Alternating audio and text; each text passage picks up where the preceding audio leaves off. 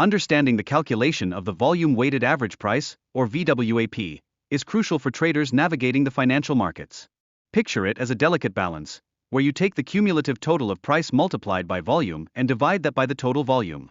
This formula doesn't just offer a static number, it creates a dynamically updated average that reflects the pulsating rhythm of market activity. Now, let's delve into the role of VWAP as a market trend indicator.